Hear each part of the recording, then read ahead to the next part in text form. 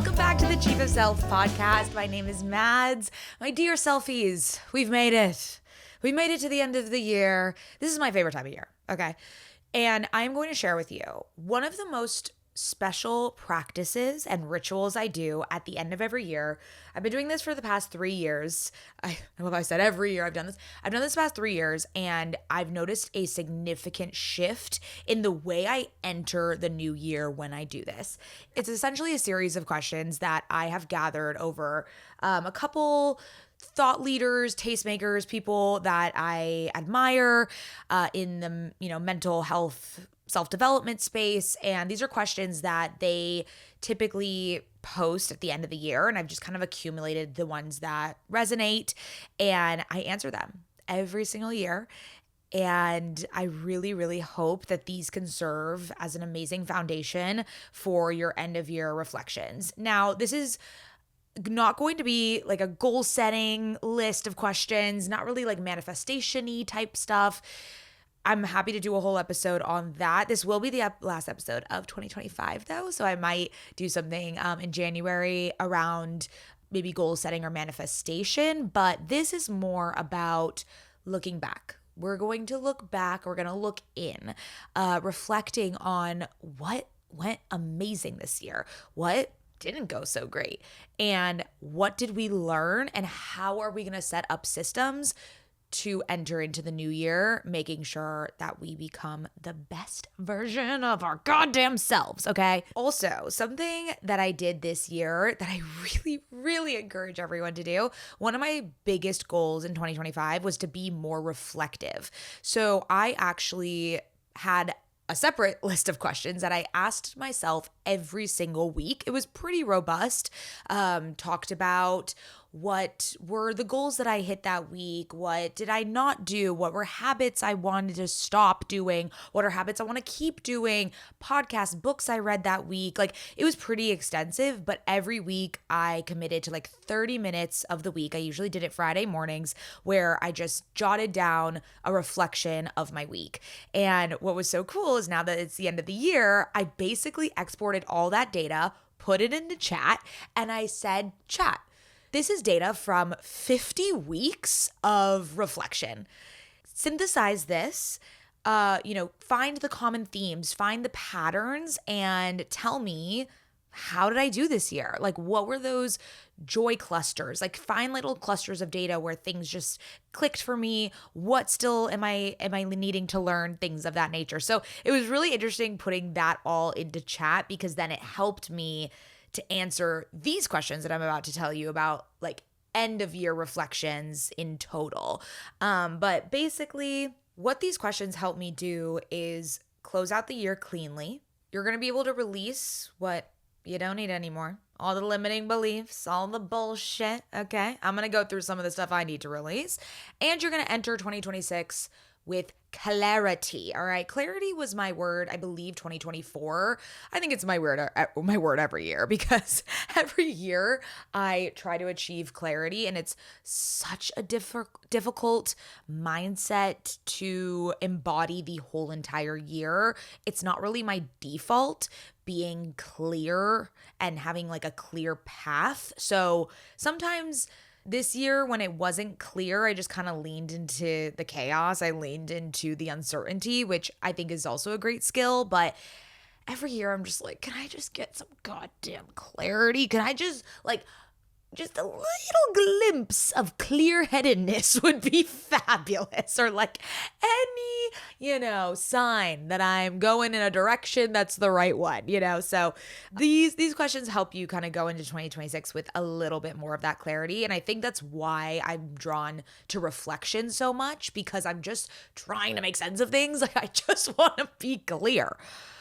Okay, that exerted a lot of energy. All right. Let's start off with the first bunch of questions. So these are by Sahil Bloom. If you do not know Sahil, he is just probably one of my favorite content creators on the internet. He is like a self-development guru. You have to, you can follow him on any of his socials, but his newsletter is like really where the wisdom seeps through. I love these two questions he always asks at the end of the year. What created energy this year and what drained energy this year? He talks a lot about organizing your calendar in energy savers and energy drainers. Like what gave you energy, what drained your energy, and try to eliminate or outsource everything that drained your energy. So that's like in a work context, but in a life context, it's also the same. Like, are there people that drained your energy? How can we try to distance ourselves away from those types of people in your life? So for me, what created energy? This was the year of the walking pad. So if you don't follow me on Instagram, you should, because I would love that. I would love to see you there.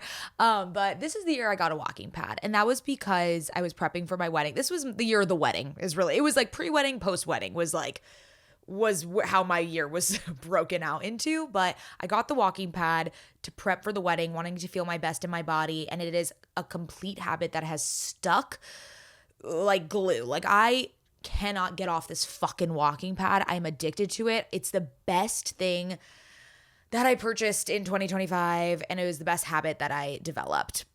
So that created energy this year, right? Walking pad and having a very consistent walking routine cleansed my whole life. I think other things that created energy this year were creating intimate dinners and moments, whether it was through Camber or personal. I hosted like a female founder dinner, and we just did our like Resi holiday dinner with Camber. And so all of these more intimate gatherings. I started the year also with a book swap. I had hosted a book swap, which I love to do. Like I just crave more of those intimate settings and gatherings. And obviously, since I, work with a lot of restaurants for Camber, I'm able to host them there. And that feels just very authentic and organic and ties everything together. And so that really created energy this year. I networked like a motherfucker this year, and not in like a way where I was trying to find mentors or people above me or investors or things of that nature, which, I met some people like that. It was more connecting with other content creators, other entrepreneurs, people that were at my same level. I call that parallel networking, when you're networking with someone that's in the similar boat to you. I just find those types of people to be so helpful for me when I need an accountant, when I need help with how to hire someone. Like these people are in the trenches with me. They understand how it is to build a business at this exact same time. And it feels like we're in this cohort that we have grown up in business together. So I made a lot more of those connections this year. So that was something that really, really created energy. Another has been about creating content freely without shame. That's been a huge thing I've been learning, is how do I create content that just feels so me, where I don't care about metrics. I don't care about how many views it gets. I want to create content and just fucking care about that. Just have it be a creative expression and something that I'm so giddy about. And I know everyone talks about how, it's the ones where you don't even care about what you posted and that goes viral. I don't necessarily think that's true. Like, yes, of course, there have been random things that have gone viral that I didn't expect to, but there are many times where I'm so passionate and I love what I've posted and I get so giddy and then it flops, but I don't care. Like I'm just wanting to create freely and not care about the metric or the reach. Like to me, I view my personal Instagram and brand as just a creative outlet, and I really want to keep leaning into that in 2026 and completely rid myself of any shame when like things flop, And then what drained me this year, I've been dealing with a lot of body image stuff, which I definitely need to do a whole other episode about, but I really overate a lot of the year. I underate a lot of the year leading up to the wedding, which then kind of brought me into a binge cycle after the wedding. So I've been dealing with a lot of food relationship issues, overeating, the binge restrict cycle, and in 2026, my big goal, if you will, and I know we're not talking about goals, but something that I've learned this year that I really want to figure out next year is how to quiet the food noise, how to like once and for all have a beautiful relationship to food and to my body and be so grateful for it and want and feel my fucking best. Like I just want to feel good all the time. And I know that's not possible. And I know there's going to be days like right now on my period feeling terrible. But if there's a way that my baseline can just be a lot more embodied, in tune, aligned, I know there's a solution. I just don't have it yet, but I will get there. So that is a big one that I've learned this year. What these two questions will tell you are the difference between things that look good on paper versus things that actually fuel you. So things that just light up your soul. So don't write down what you think you should answer, what you think is the right thing. Like really be honest with what lights you up. And let's follow more of that in 2026. Okay, next, we're still on the Sahil Bloom kick. This is the honest inventory of your life, okay? This question blows my mind every time I ask it to myself each year. What did I not do because of fear? Now, I used to be a very fearful person prior to starting Camber. I was really scared of putting myself out there on the internet. I cared what people thought of me. I felt very fearful, fear of failure. And a lot of that has been out the window. I really have conquered that fear of failure for sure. I'm very much like we're just gonna fucking jump off the cliff and build the parachute while we skyrocket down the cliff. I guess the one thing that I didn't do though, and if I really am honest with myself, was because of fear, was this year at Camber, we really wanted to experiment with me stepping away as being the face of the brand and the face of the company and seeing what it meant to introduce new faces and really scale me back to being more of like a talent and me only coming in for bigger projects like red carpets or interviews or a digital series, things like that, rather than the day-to-day content. And while we did introduce a couple of Cambassadors that have been creating content for us and it's amazing, I do think I didn't fully let go as much as I wanted to in 2025. And the fear there was, ego. Some ego there, like, oh, will people forget about me? Will I not be relevant anymore if I'm not the face? What do I do for the company if I'm not creating the content? Will the company continue to succeed if I'm not the face? Like, not from an ego, I guess that's like not from like a selfish perspective, but like the whole brand would shift if I wasn't the face. So will it survive without me? Things of that, those fears were kind of like swirling in my head. And I think I did not fully relinquish that side of the business because of those fears. So definitely that is what I need to reflect on for next year. Another question is, what were my greatest hits and misses? I mean, I got married in 2025. That was like the hit of the hit. Obviously, this year was a huge milestone year for me. If it wasn't for you, that is totally okay. I honestly think years where years that are made up of those more simple pleasures, little moments that add up to an incredible year are equally as amazing as the big milestone years. But yes, I did have a milestone year. I got married. We had our dream wedding. So I would say that was a greatest hit. I would say that.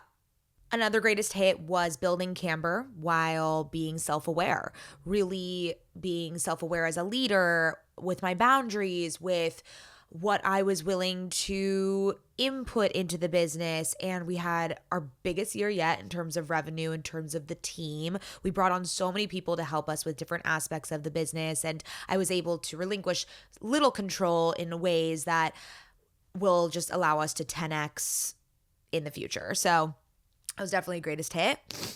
Some misses were, I definitely overcommitted myself and overbooked myself. I know I said that I networked like a motherfucker, and I did, but I think in 2026, I need to be a little more intentional about it because it led to burnout really quick. Like, I just have to have some rules and parameters around, okay, I can go out to 1 or 2 dinners a week, not 5 dinners a week, right? So there's just going to be a little more rules and structure around my energy when saying yes to social obligations. And then super simple, what did I learn this year? Right? That is such a good one to answer. And it could be learning about yourself, learning things about the world, learning, mindset shifts, anything really. Something that really hit me in the face, and I actually learned it like last week, which is kind of getting down to the wire, was I am already living a lot of my dream life. The other day I was doing the To Be Magnetic end of year challenge. If you want to work on like manifestation specifically, I would do their challenge that's going on right now. But a question was, what does your life look like with this manifestation in your life? Like, what does it look like? What does it feel like? And I was writing down, my manifestation, my highest self life is a flexible schedule, is freedom of time, abundance, awe, being surrounded by beautiful things, hosting these gorgeous like gatherings and intimate spaces, going on weekend trips and this. And I literally sat back and I was like, wait, what the fuck? That is my life now. Like that, I do all those things. It was really and I'm like, oh my God, whoa. So it's not really about the things or even anything I wrote, because I'm obviously blocking myself from fully feeling and embodying my highest self. Like, I'm literally living this life and I'm not feeling like I'm living it. Like, I always think there's more. It's the arrival fallacy. I'm like, no, I need to have this much in the bank account. I need to sell Camber and then I'll be happy. What? Like, all of this weird things that I think I need in order to live the life I'm living now. It reminds me a lot of that, I don't know if old wives' tale is the right word for it, but there's this story that goes, there's a fisherman and a wealthy man goes up to the fisherman and is like, wow, you're a really amazing fisherman. Like, what do you do? He's like, oh yeah, I just fish every morning. I bring it to the market and I sell it. And, then I just kind of hang out with my friends and play cards. And it's just this beautiful life, like in Greece or whatever. And the wealthy guy says, well, like you should, get a boat and then reinvest and grow the business so that you could catch more fish and then sell more and make more money. And the guy's like, well, why would I do that? He's like, yeah, so you can make more money and then you can make this business and then you could sell it one day and then just like never have to work a day in your life. And he's like, well, why? Like, what would I do then? And then he's like, well, I guess you would just hang out with your friends and fish for fun and play cards. Like after all that shit, he would just be doing the same thing he's doing now. Like, he's living his dream now. So why do we think we need so much more when, like, a slap in the face to be like, you're probably living a lot of the dream life, the life you've dreamed 5 years ago, 10 years ago. You're living it and you're letting it pass you by. Oh, this just like really hit me in the head the other day, and I just realized I'm standing in my own way. I'm literally standing in the way of my dream life. And so that is a huge thing for next year that I need to release, is this like strange undercurrent of pressure, of believing I'm not enough, of believing I don't have enough. Like, no. All that needs to go, because I'm missing the life I dreamed of. I think we believe that if we don't have goals, we don't have things we're working towards, or if we feel like full contentment, that will be lazy, or that will like stop working or be complacent, like we'll kind of be sedentary. That's not the truth. Like, we are creating and mobilizing and activating all day, and we're driven people, you and me. So why do we think that once we get everything or stop moving forward or wanting more, that we'll just be lazy? Like, that we won't. So why not enjoy the fucking life now? Oh my God. It was this really aha moment. I love when those happen. All right, moving on to more questions. These ones are by Roxie Nafousi. I adore Roxie. She was actually on me and my sister's podcast, Okay Sister, a long time ago. She wrote a book called Manifest. She just came out with a new book. I believe it's called Confidence, and I just bought it. I'm so excited. But she has such good questions that she posts every year. And so I've written some of them that I love down. One is, when did you feel most content and at peace, and why? When I think back on this year of the times that I felt most content and at peace, it was when I was traveling, and not big, sweeping travel. Like, we didn't do any international travel this year. It was those little getaways to Palm Springs, to Kuyama. We just went to Sonoma and Ojai, like really intentional, slow trips that the only agenda was discovering places, enjoying ourselves, enjoying each other's company. Those were just the times I was at peace the most. I also started a sauna practice. So I got a membership to Pause, which is basically this studio in LA where you can do a sauna, an infrared sauna. And I started doing it as preparation for the wedding. And that's also a habit that stuck with me, like the way I feel after the sauna, and just knowing I can't be on my phone in the sauna. So I'm just sitting there either reading or listening to a self-development podcast or like a wellness podcast, and just like sweating out and detoxing. That's when I felt like most myself. Another question is, what do you want to let go of before the new year? A lot of the things are kind of overlapping with this, but body surveillance. I really want to let go of being really critical of my body. I want to let go of the need to overeat. I want to let go of comparison. I've done a lot better this year, but I really, really want to be able to stop myself in my tracks when I find myself comparing on social media. And I also want to let go of urgency. I do believe like a certain degree of urgency is needed, especially as an entrepreneur and a founder and building a business. But I also want to let go of traditional leadership models or traditional ways of running a business. And I really want to lean into creating the business and culture of my dreams, of me and Lauren's dreams. The best part about being an entrepreneur is that you get to decide those things, but we get so sucked up in what society tells us a startup should look like, working 12-hour days, hustle culture, all this. Like, who says you need to do that? Like, I get to define what success is. I get to create this. Like, that's the reason we got into this business, so that we could create our own company culture, our own practices. So I really want to lean into that and not get sweat. I want to let go of like the existing beliefs that I have about what a company should look like. And I want to lean into more of what I believe it should feel like. As you're answering that question of what made you feel most content and at peace, think about who you were with. Think about like the actual feeling of contentment and really sit with it and meditate on it. I love thinking back on memories and just like feeling the feeling of it, because that just brings you, that familiarizes yourself more and more with that feeling. Because how beautiful to be able to just tap into peace and contentment at a moment's notice. Like that's the goal. Some other questions I love by Roxie. What habits or behaviors held you back?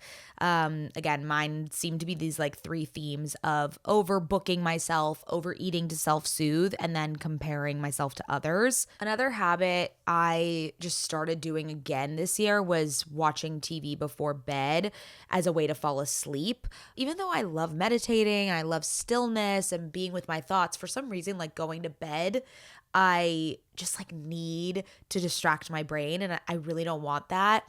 So I want to figure out a way to either like read myself to bed or just be able to not have to rely on watching something to fall asleep. In conjunction with that question is, which of these habits or behaviors pushed you forward? So what do you want to keep in the new year?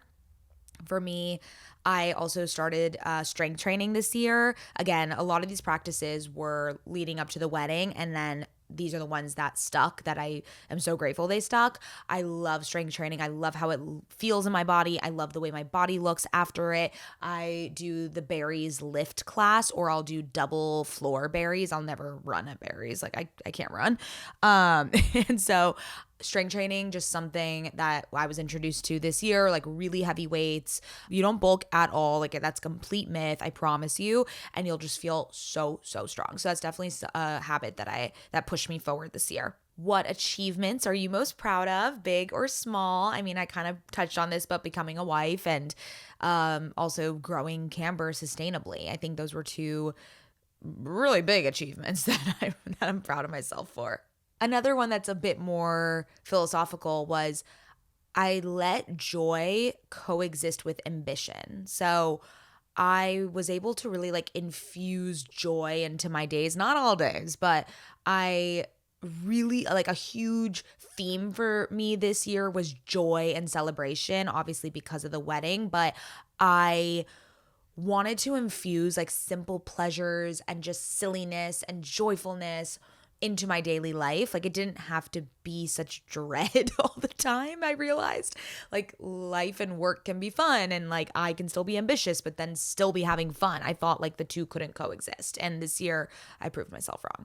And then another one of her questions, what will you do differently next year? So for me, I want to develop more white space. I want to develop more space around day-to-day moments. So right now, which I'm sure you can relate to this, if I'm in line at the grocery store, if I'm taking a shower, if I'm just literally walking from the bathroom to the counter, I'm looking at my phone.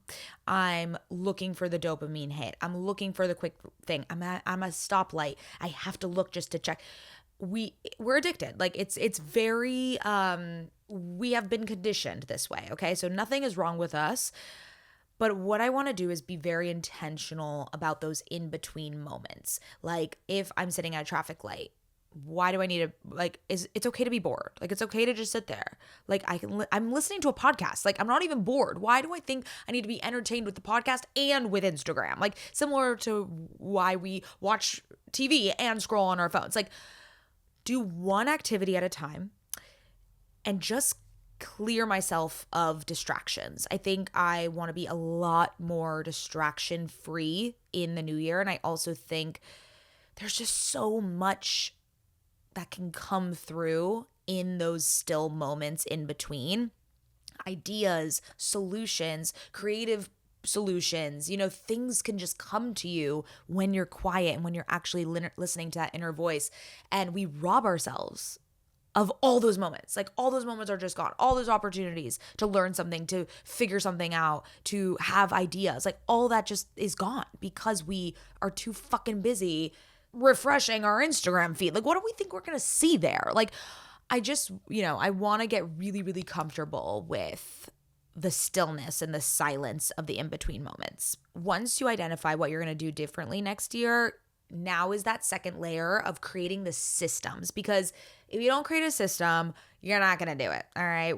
It's so beautiful to be like, oh, I want to work out 5 times a week. Okay, great. What's the system? What is the thing, the actual implementation, the actual execution plan for it?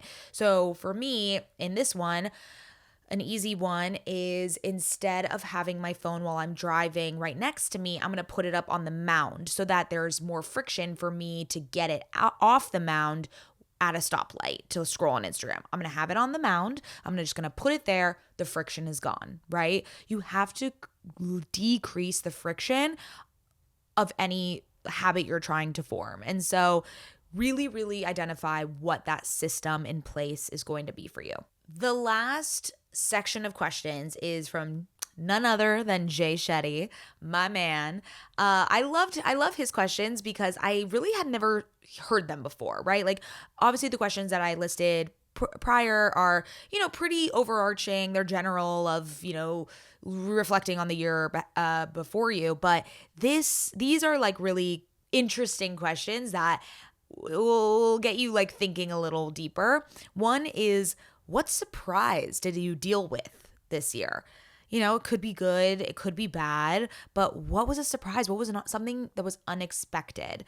For me, like a ton of unexpected things popped up because of the wedding. We also are homeowners, and our roof basically, like has a whole problem, and we have to get that fixed. Just like so many surprises that happened with the house.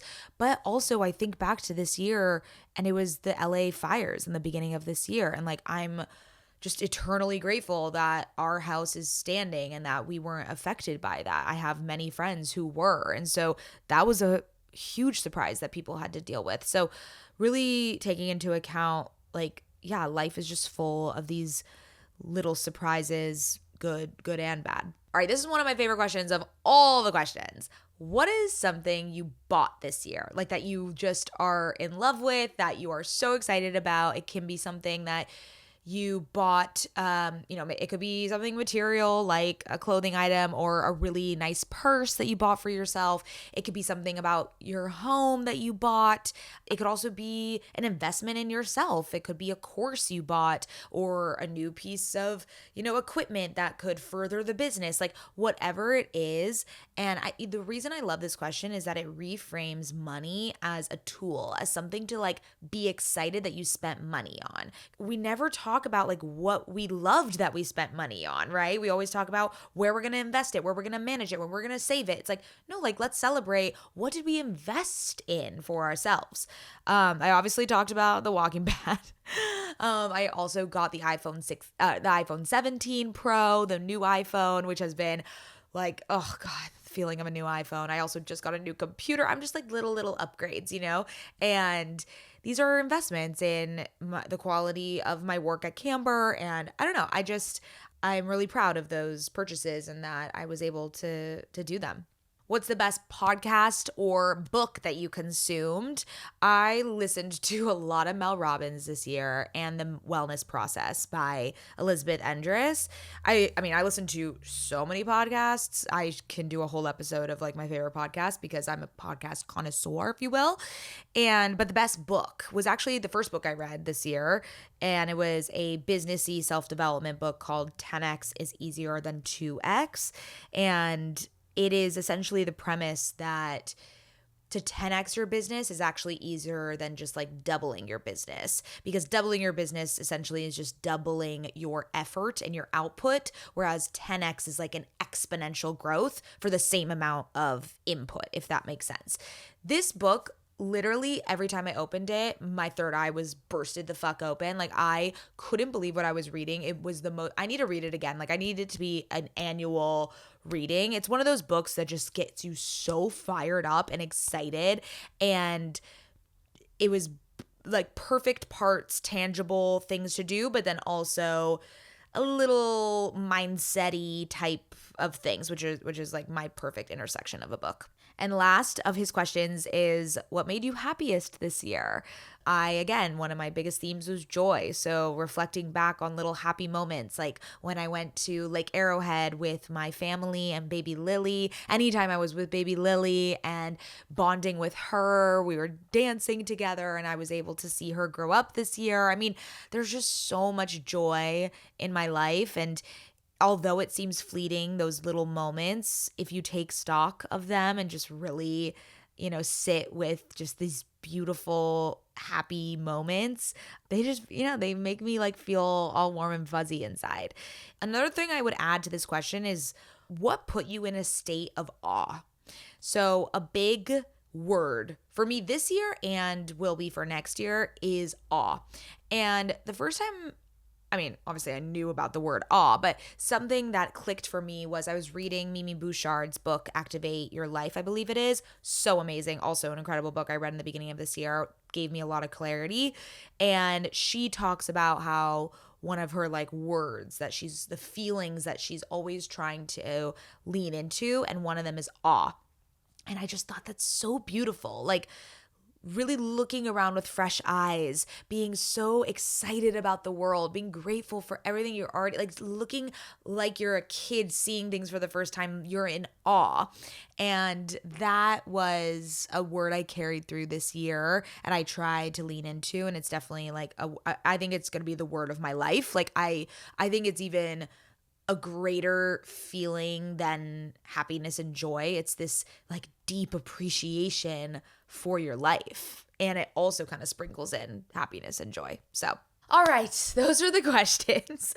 I hope that was helpful. And I hope these questions give you a lot of clarity on how fucking amazing your life is and what are things that you get to look forward to updating in 2026. I love you guys so much. This was, making a podcast, a solo podcast, was something that I had been called to do. I just kept getting this ping of start a solo podcast. And, I literally am in my bedroom or my guest bedroom in a corner. I have a makeshift studio, all this stuff I just bought on Amazon, and I made a podcast by myself. But I'm just so grateful that you get to tune in and you're choosing to tune in every week. It really, really lights my soul up to share these things with you. I just feel like I never had an outlet to share these types of thoughts with people. I don't know, short form is just so fucking short, as we know. And I just think these types of conversations and musings and stream of consciousness, like this belongs in this medium on a podcast. And I'm just so grateful that you're here to listen. And I would love to hear from you. Please send me a voice note. Please comment, rate, review, whatever you have to do. That would be so, so helpful for me. And have the best next couple weeks, last weeks of 2025, and really soak in the holidays. And I just hope you have an amazing happy new year. Okay, bye.